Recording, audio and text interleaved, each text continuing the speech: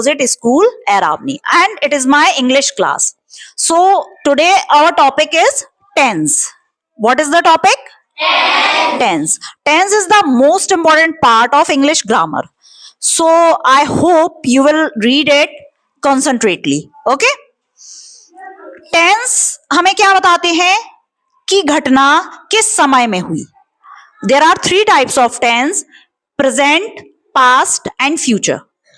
तो टेंस हमें यही बताते हैं कि जो भी घटना हुई वो किस समय में हुई, वर्तमान में हुई, प्रेजेंट में हुई, पास्ट में हुई या फिर आने वाले कल में या फ्यूचर में होगी.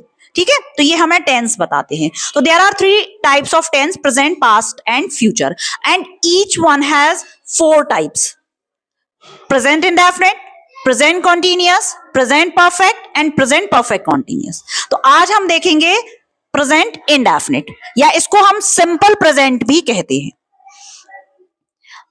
सिंपल प्रेजेंट के जो सेंटेंस होते हैं वो बेसिकली ताहे, तीहे, तेहे पे खत्म होते हैं, लेकिन इनके कुछ एक्सेप्शंस भी होते हैं. ठीक है, बेसिकली सेंटेंस ताहे, तीहे, तेहे पे खत्म होते हैं. और आपको एक बात और याद रखनी है कि इन सेंटेंस में यूनिवर्सल ट्रुथ या प्रेजेंट की हैबिट को बताया जाता है.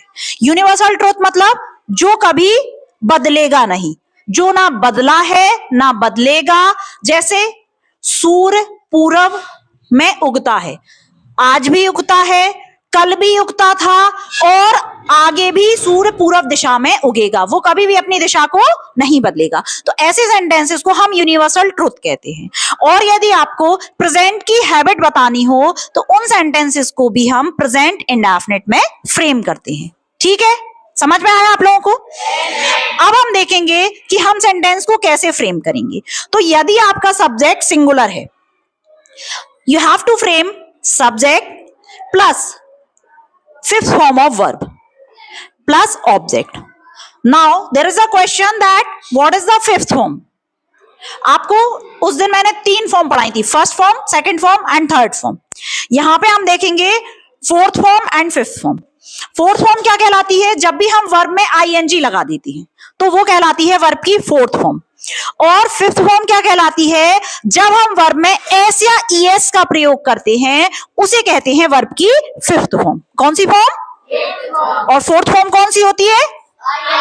आईएनजी जब हम वर्ब में लगा देते हैं वो होती है वर्ब की fourth form.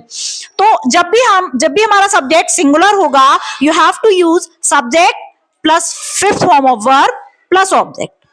And if subject will be plural, you have to use subject plus first form of verb plus object.